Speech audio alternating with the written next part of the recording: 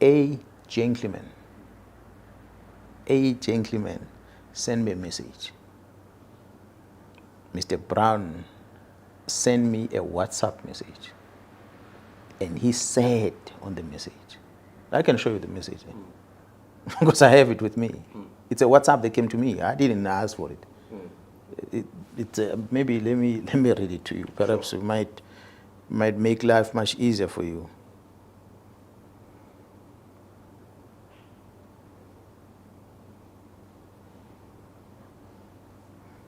His name is Brown Mohozi, and I'm going to take it right there. The first message came on the 30th of September 2024, and it was sent at in the afternoon at 16:14 in the afternoon, and it reads as follows: My General, Brown Mohozi from Northwest. That's a first intro. I don't know the person. I don't have his number on my phone. Nothing. An internal attempt to discredit you through defeating the end case. Yeah, that's what he said. It's a second message that came 3 minutes later, 16:17. An internal attempt to discredit you through a defeating the end case. It ended there. I did not respond until the following day when I saw the message on the 1st of October. I responded. My response was that, morning, sir, what are you talking about? What defeating case are you referring to? And who is behind that? That's a question I asked him. And that was about 7:44 in the morning, the following day, which was on the 1st of October. On the same morning, in the same minute, he responded by writing a word thanks, I assume, but without his TH and X. Thanks. And from there, same time, he sends me a KZN factual report. A factual report which is a report that, assuming, was drafted by the commander that was on the crime scene on the eve of that attempt arrest of that prison official. And this was directed to the Provincial Commission, which I never received. This factual report was directed to the Provincial Commissioner, and this very same factual report is not signed at the bottom. Although it's got the name of the member that was in charge, but so it is a report directed to me. It should have been signed, and it's dated on the 9th of January 2024. That was a day after the incident. So which means the member who was in charge was communicating to me that as per the engagement the previous night, this is what he has done. So this was a factual report. That was never sent to you? Which I never received. Maybe it might have been processed somehow, but I never received it. And this COP one is not signed. So he sends me this. The first question is, but where will a civilian person guess this thing? I have never heard of a name, Brown Mohozi, before in the police. So he sends me that factual report. And immediately, same time, he sends me the copy of OP entry. Someone took a photo of that OP entry, which is accompanying this report, which basically contains the same thing as 2 pages of the OP entry, containing the same thing that is on the OP.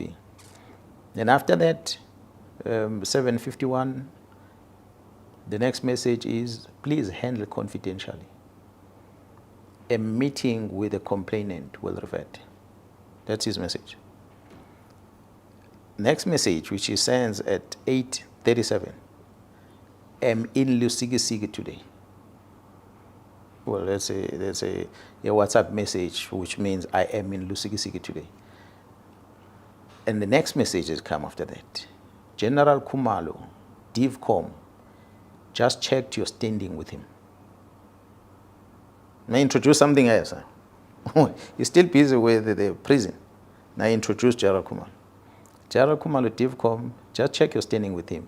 Yesterday, he pushed a negative narrative about you on the CITs in KZN. Again, the same complainant spoke with him. And then from there, he attaches a screenshot of a presentation, assuming was a confidential meeting, this one, which a crime intelligence was presenting their policies. He has a copy of that first slide. Could it be that he was in that meeting, or someone who was in that meeting took that picture and sent it to him? Well, I didn't know. So this was to him to prove that I must trust him because he's making a reference to crime intelligence.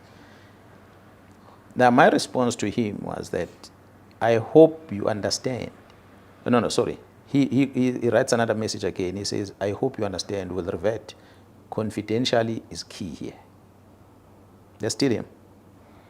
And then I gave him a lengthy response, which was sent to him on the same date at 9:25. Maybe let me read that response again I sent to him.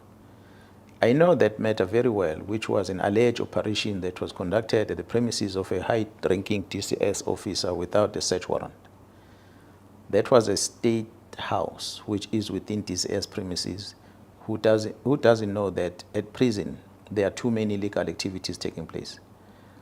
The alleged illicit goods were found in the dustbin which was outside the house. Those members felt that only the TCS senior must be held responsible, hence they wanted to charge her.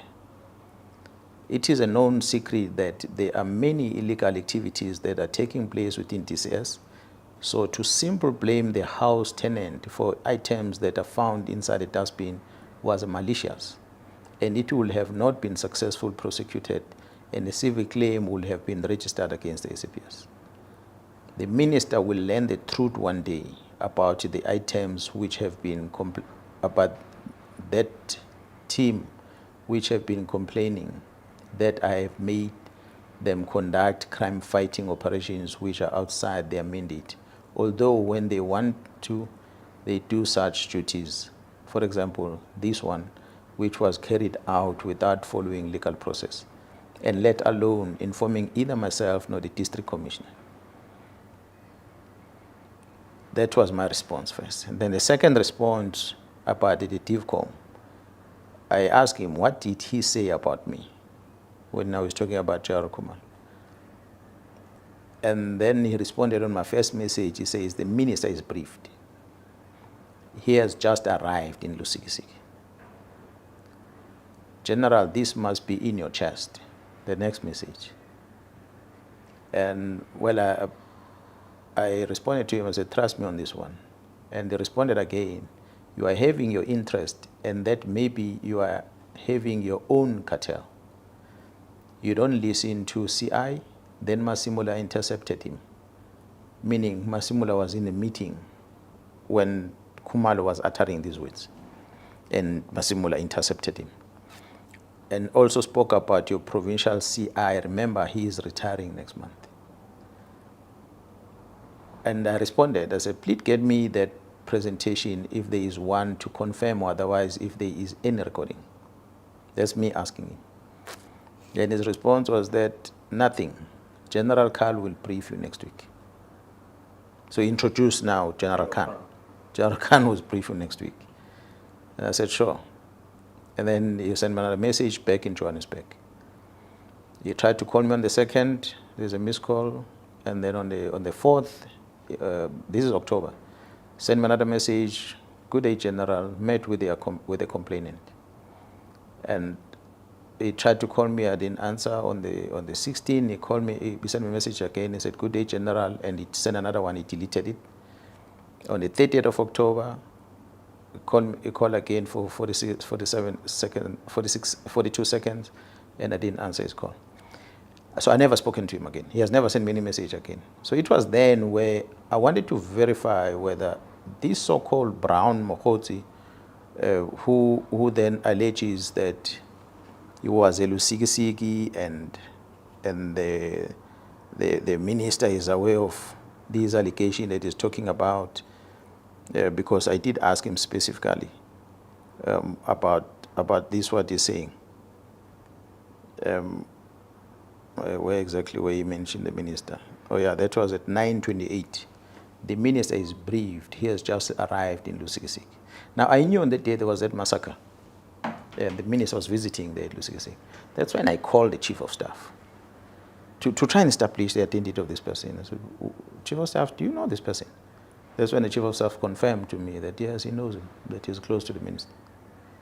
So when I went to Parliament, I pulled it from there.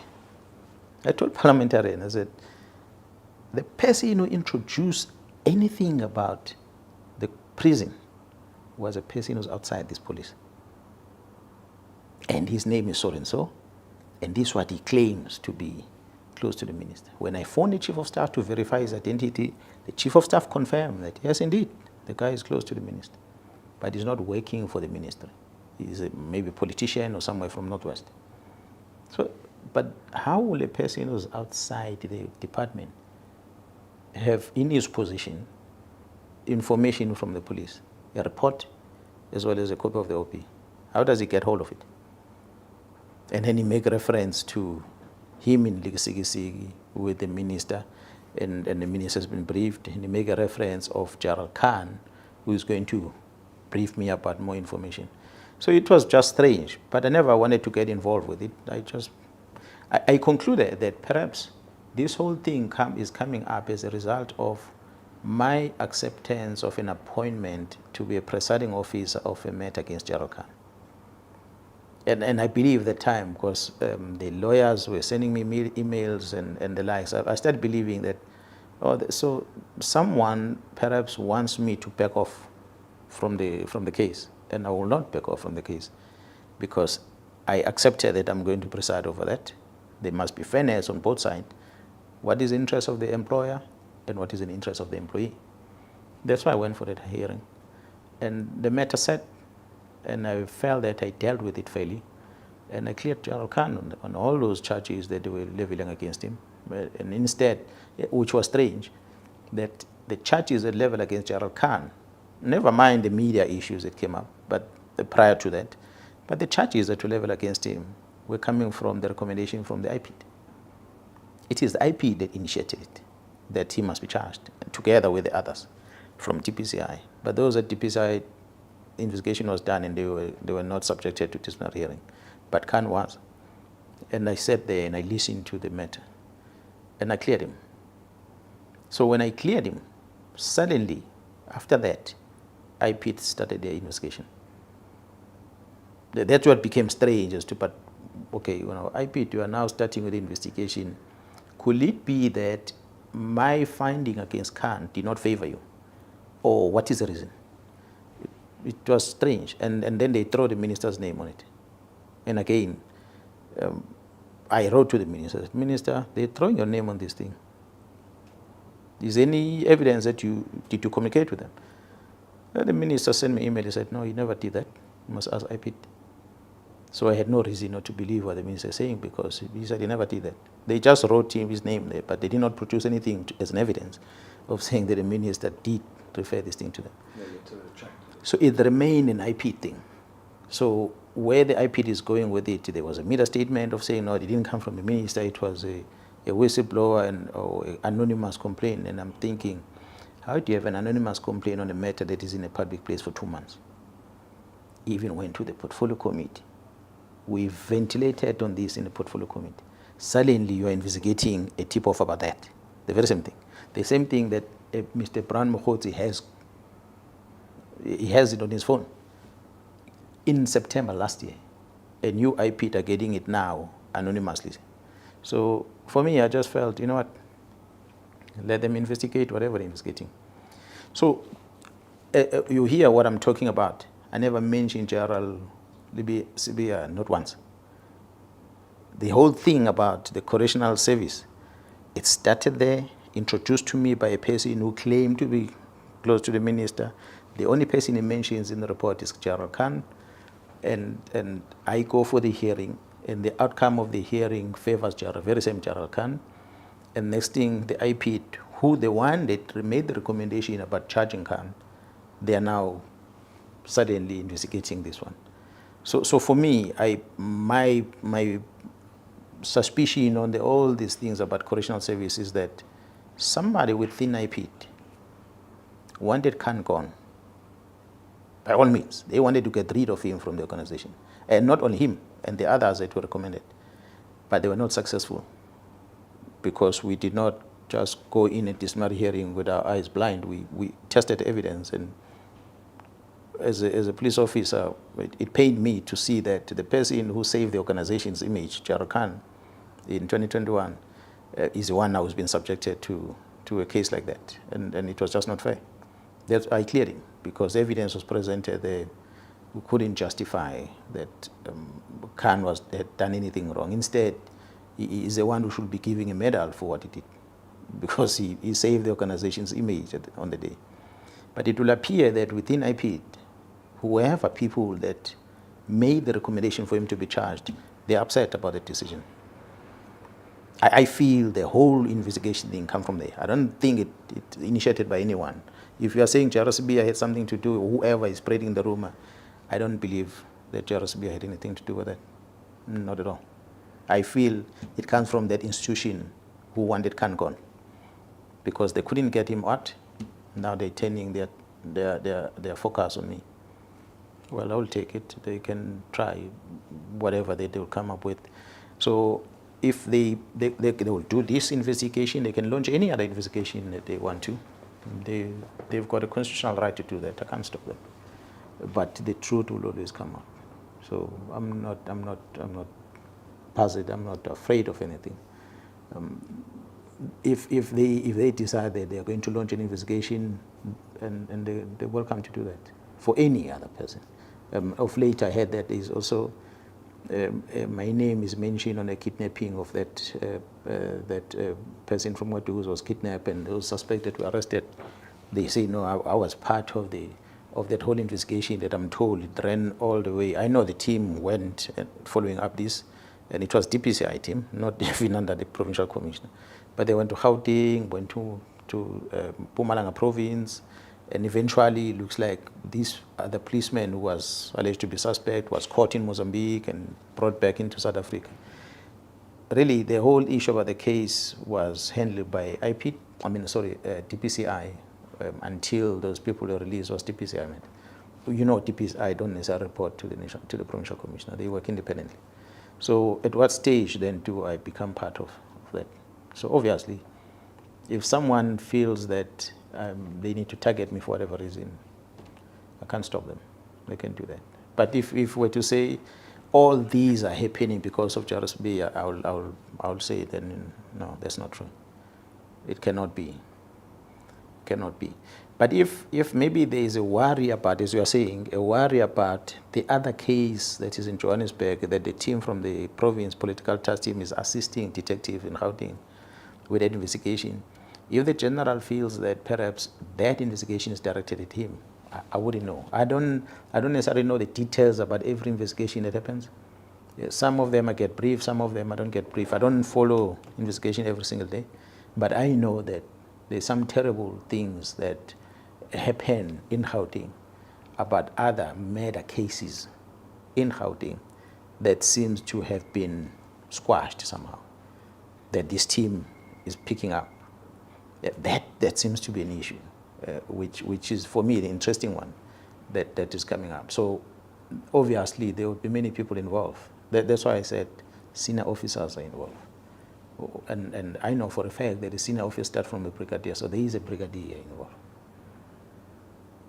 General, with that said, and you being privy not necessarily to who's implicated, but of the investigation the political task team are doing, are you not painting a target on your back with making the statements about those certain investigations of people at national? Do you feel that it's your obligation, your duty as a high-ranking SAPS officer to look into those matters, or to have those matters dealt with?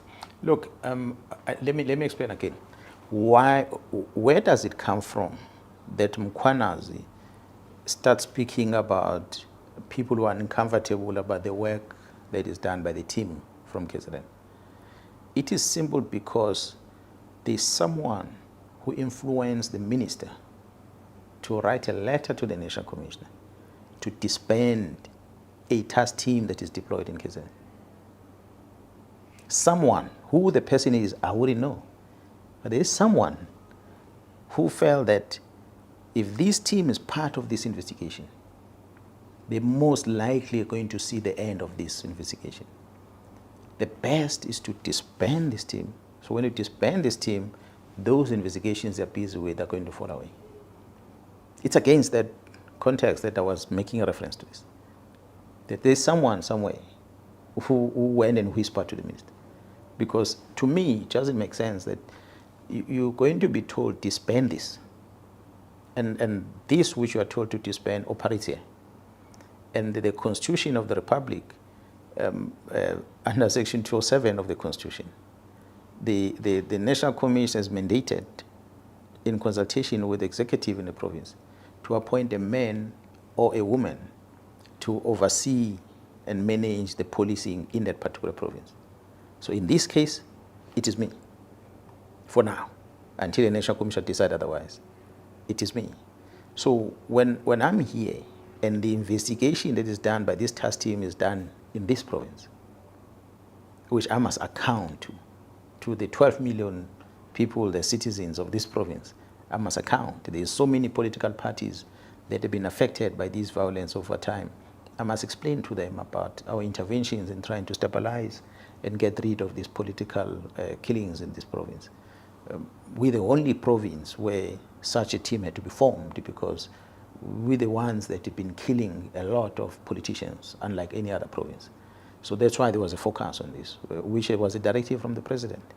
So we're having this team working, and we've been briefing the previous ministers about it. And the previous minister has always been in the media about it. So to now hear, because the letter was not written to me, I saw it from the media, to hear that there is a letter which is written which says disband this thing. So the question I asked was, National Commissioner, are you aware of this? And the National Commissioner says, I'm on leave. I don't know anything about the letter. I said, but there's letter in the public space. Maybe you need to find out from the minister whether is, or from your office, whoever is acting, whether is there such a letter that came to your office? Because if the letter comes and say disband something, I feel that the least that must happen is that I must give it an opportunity to brief our principal on it. Then when they make the decision to disband, at least they're informed by what's happening on the ground. But if you make a decision somewhere and the person responsible for it, you have not been engaged, it then makes one wonder why. That's why then I'm saying someone came and whispered to the minister to close this, because this is investigating cases that might link either his associates or her associates or colleagues that he works with or she works with, or the high-profile people that the person might know outside the organization, or maybe a criminal syndicate out there that needs to be protected for whatever reason. So that's my conclusion. But the question is, who is the person that will have whispered to the minister and influenced the minister to sign a letter to disband the unit? And the timing of it, sign the letter now while the National Commission is on leave, so that it can be implemented. When the National Commission comes back from leave, this unit is disbanded. Those are the things that were question marks. So when I was talking against that. I said, there shouldn't be someone from the head office who's now going to try and influence the minister to destroy investigations that are happening against crime, which means as the team is investigating, they are not only dealing with what they see before them. If suddenly you see a letter like this that says the very same team that is busy must be dissolved, disbanded, someone is fighting this team indirectly by using the authority of the executive to get rid of them, so that they don't do anything further. So it is that what I was fighting for, and I'm still fighting for it. So if that puts a target on my back, it's a tough thing, because the very same members that are investigating, they've got a target on their back for sure, because they are doing the investigations. So I cannot then sit back when my members are working and don't want to be part of that risk that they are involved with. I must be able to understand what risk they have and be able to divert that risk away from them so they can focus on their work. If that risk must come to me, tough luck, it's going to happen.